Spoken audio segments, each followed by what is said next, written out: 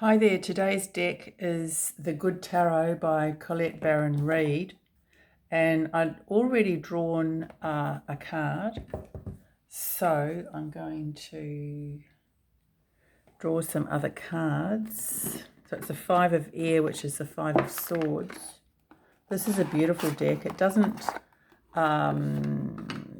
if you don't know tarot, then it might be a bit tricky to read as a tarot deck, but you can always use it as an oracle, and the book gives different point of view to the usual, Rider-Waite or a lot of the meanings of the cards. So it is a beautiful deck. So what does this Five of Swords mean for us at the moment? Five of Swords. What do we need to know about this or other cards at this time, please? Ten of Water. So, let's see if I can fit this in. I've got to do it that way.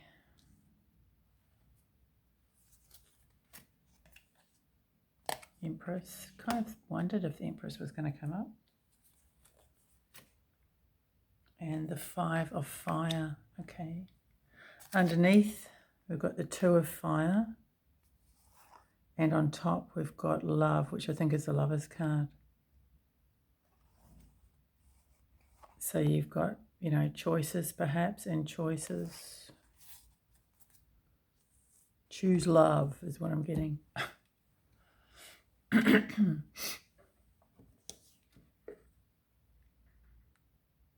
So the Five of Air. I've already read the book meaning, and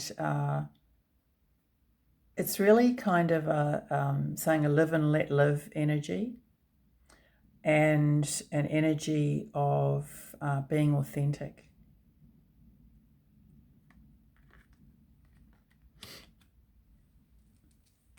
So how does that relate to the other cards?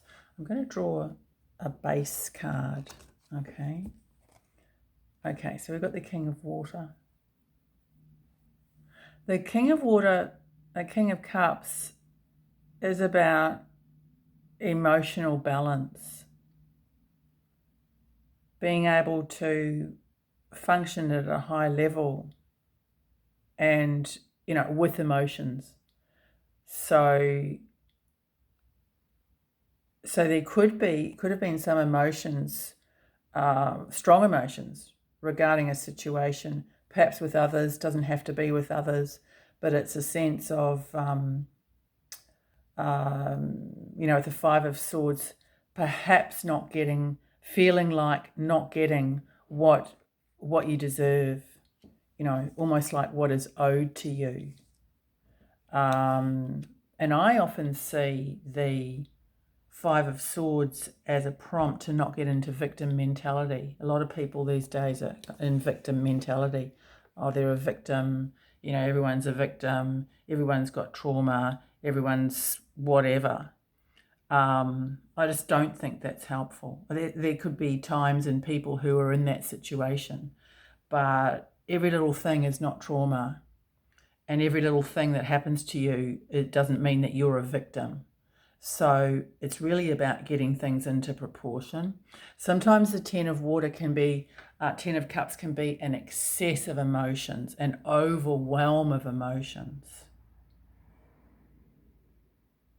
The Empress can also be a waiting or a steadying energy. See what happens kind of energy. See what happens. It's a non-reactive energy. It's a receptive energy. So being receptive to what's happened, to what's going on, to what you see around you, but really being settled in yourself. And as I said, it's a bit of a watch and wait energy, or a watch and don't react, or a watch and I don't want to react like that. It may not even be you that's in this Five of Swords energy, but you may be witnessing it or aware of it. You could even be thinking back to another time, or a time when you were like that, or you were in that energy, and really what did you learn from that? And I feel that that's why I was called to keep this card out that I drew yesterday. I couldn't do the reading. I just couldn't.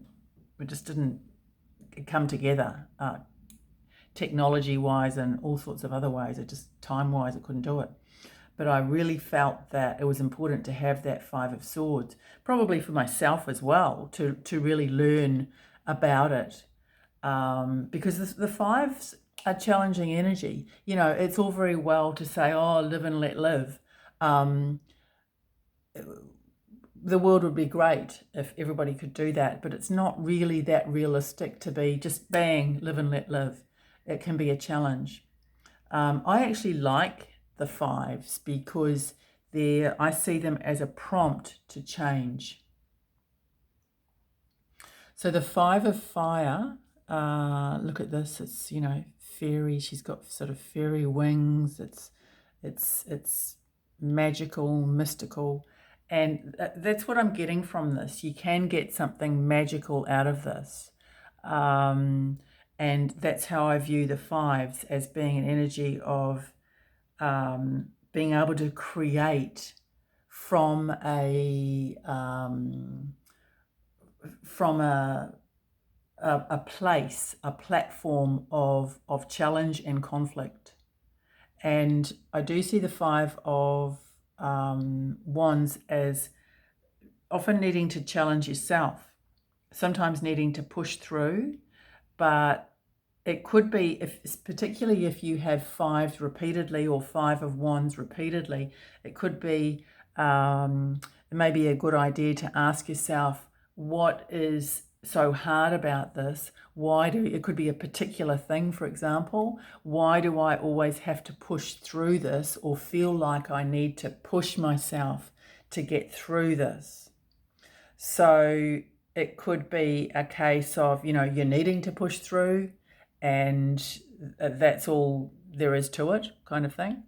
But it can also be, well, why am I viewing this as a challenge? So that could be part of it. Or it could be, why am I in a position, have I put myself in this position where things are always challenging, or this particular thing is challenging? Do I need to avoid that situation, avoid that person, avoid that mindset, or all of the above, you know? But very often the Five of Fire is, push on through. But what I'm seeing with this one is really not, and often it doesn't need, it's kind of saying, well, you're having direct conflict and you don't need to. You may have conflict with a person or a challenge with a person, and you could be going about it the wrong way. So the Empress is very calm and able to reflect on perhaps what has worked in the past, what hasn't worked, and then to take action so that she can get growth. A very, very nurturing energy. So that might be an energy, and also the King of Water is too, that you might need to seek out. Perhaps you need help. But I'm actually seeing this as an energy that is available within all of us that we can tap into. And that is, you know, being really balanced in emotions, to work out what we need to do with this Five of Wands energy and this Five of Swords energy. But overall, the Five of Swords, it is an energy of, this is the way it is, deal with it. Okay, so deal with it in your mind. It's not saying put up with shit, put up with abuse, whatever. It's not. It's saying that there is something that has upset you. You know, it could be something that preys on your mind, and you need to find a way of having clarity about that. Having clarity about that. And often the clarity is, well, this is what it is. This has happened. And yeah, certainly I can learn from it, but I do need to move past the energy of dwelling on it and perhaps slipping into victim mentality. I hope that's helpful. Cheers.